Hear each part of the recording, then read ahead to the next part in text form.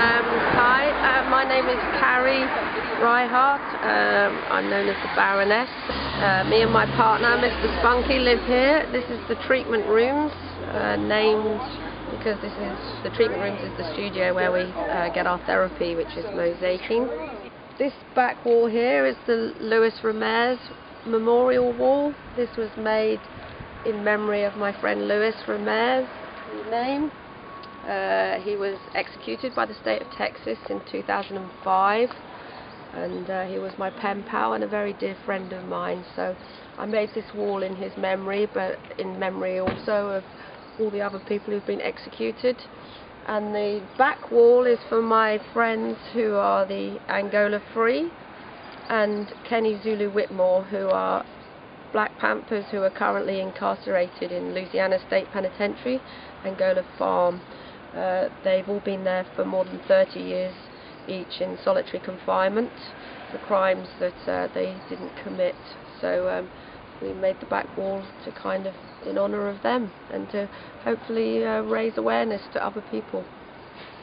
About 10 years ago, it was that long ago. In 2000 I was reading a magazine called The Big Issue, and in the back of it, it had an advert for Human Rights, which is it's an organisation that befriends people on death row. And I applied, and Louis was my first pen pal.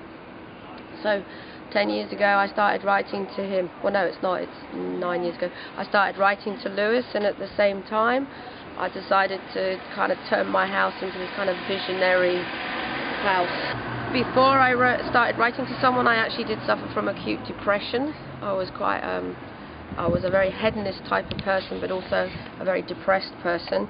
But after I started writing to someone on death row, it kind of gave me a value to my life. It's very hard to stay depressed about your own small personal problems when you're actually writing to someone who's incarcerated in a cell. And the two things just came together, writing to someone on death row and doing my house.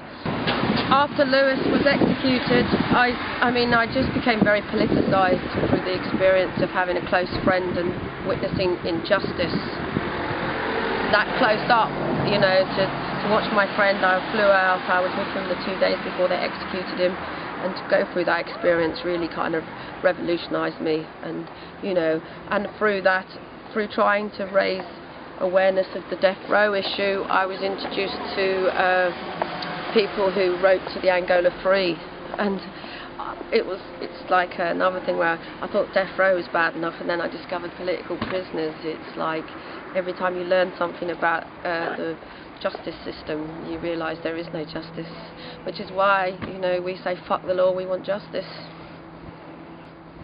Nice. Well, thank you.